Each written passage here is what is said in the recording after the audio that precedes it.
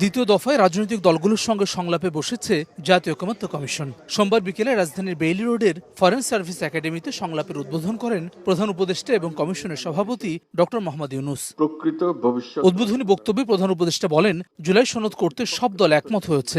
সংস্কার প্রস্তাবগুলোর মধ্যে সর্বোচ্চ সংখ্যক প্রস্তাবে দলগুলোর ঐকমত্য প্রতিষ্ঠার জন্য দ্বিতীয় পর্যায়ের সংলাপে চেষ্টা করা হবে।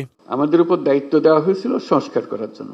আমি অত্যন্ত আশ্চর্য হয়েছি এবং অত্যন্ত আনন্দিত হয়েছি যে কত গভীরভাবে আপনারা এটাতে গিয়েছেন এবং শুধু ওনাদের সঙ্গে কমিশনের সঙ্গে আলাপ করে না, নিজেদের ভেতরে আলাপ করেছেন।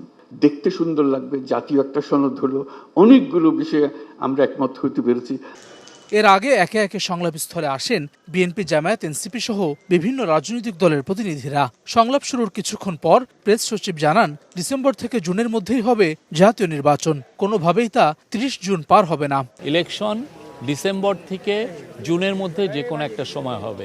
আমি গতকালও যেমন বলেছি, এটা ডিসেম্বরে হতে পারে, জানুয়ারিতে হতে পারে, ফেব্রুয়ারিতে হতে পারে, মার্চে হতে পারে, এপ্রিলে হতে পারে, মেতে হতে পারে, জুনেও হতে পারে, বাট এটা জুনের 30 তারিখের ওই পারে যাবে না। 6 সংস্কার কমিশনের দেয়া প্রস্তাব নিয়ে জাতীয় ঐকমত্য কমিশনের দ্বিতীয় দফায় সংলাপ হবে বিষয়ভিত্তিক।